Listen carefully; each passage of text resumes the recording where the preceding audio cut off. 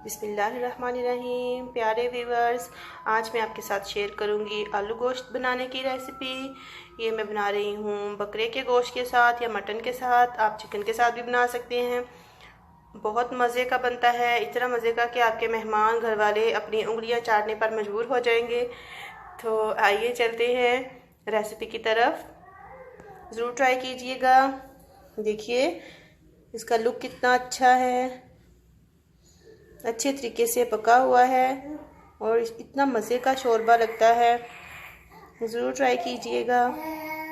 बिस्मिल्लाहिर्रहमानिर्रहीम। अस्सलाम वालेकुम। मुबीन्स किचन में खुश आमदीद। आज मैं आपको बताऊंगी आलू गोश्त बनाने का तरीका। मैं आलू गोश्त बना रही हूँ मटन के साथ, यानी कि बकरे का गोश्त मैंने लिया है।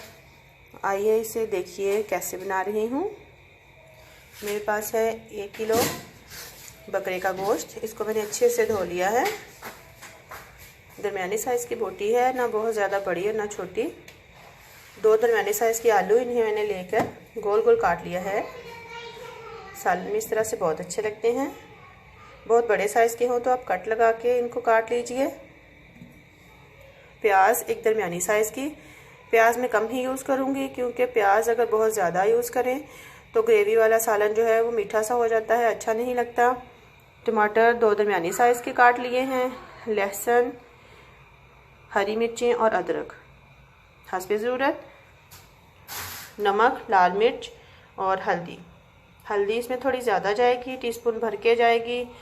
जो हमारा ग्रेवी वाला सालन है वो कलर उसका अच्छा हो, फिर ही खाने में अच्छा लगता है। और साबुत मसाला इसमें बड़ी इलायची, 3-4 लौंग हैं और 2-3 दालचीनी की डंडियाँ। ये शुरू करते हैं।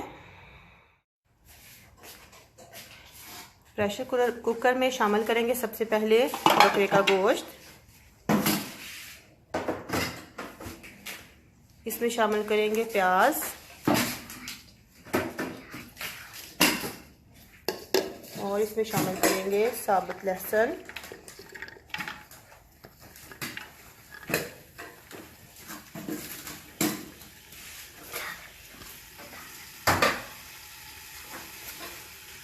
नमक, मिर्च, हल्दी ये शामिल कर देंगे।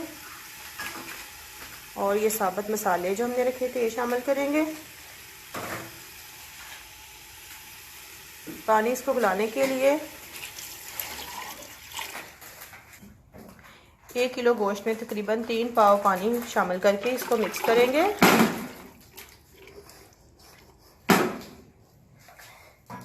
और प्रेशर कुकर को बंद करके इसको पकने के लिए रख देंगे। विसल चलने के 15 मिनट के बाद हम चेक करेंगे हमारा गोश्त जो है वो डन हुआ है कि नहीं। हमारा प्रेशर जो है वो चल रहा है। जब तक हमारा गोश्त गलने का टाइम पूरा नहीं हुआ तब तक हम ये जो मसाले हैं इन्हें ग्राइंड कर लेते हैं। टमाटर, अदरक और हरी मिर्चें ब्लेंडर में डालकर इनको ब्लेंड कर लेंगे और 1/2 कप पानी शामिल करके स्मूथ साइज़ का पेस्ट बना लेंगे।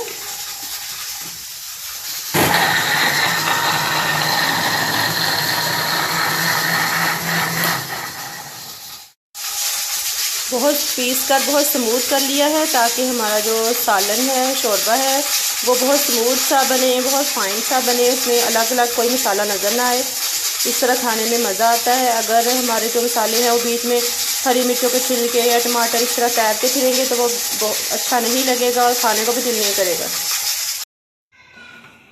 15 मिनट मुकम्मल हो चुके हैं। मैं इसे खोल कर चेक करूँगी।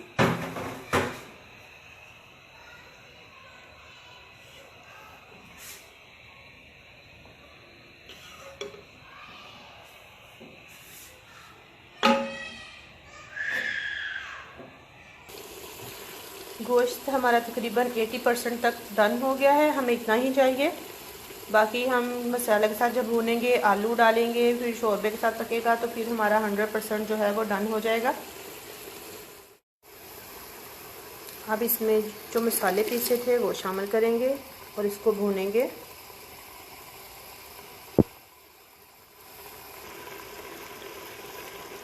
आधी प्याली ऑयल शामिल कर देंगे।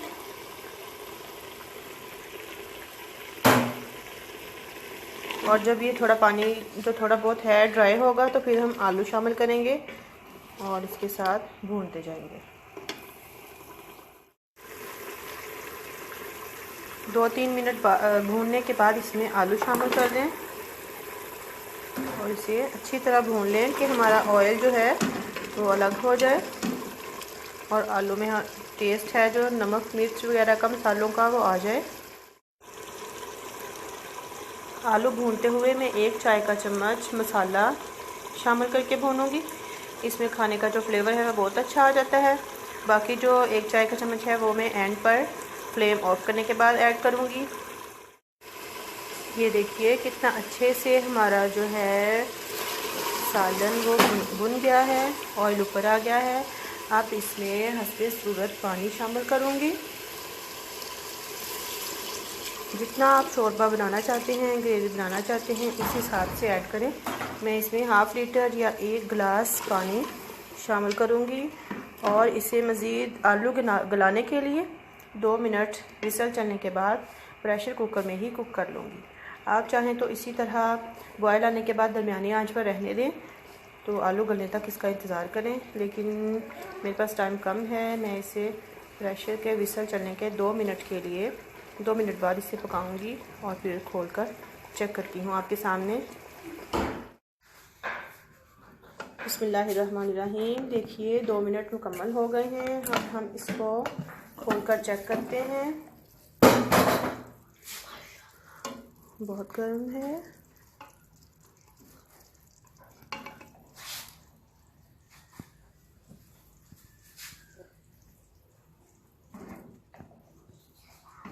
आलू हमारे अच्छे से गल चुके हैं।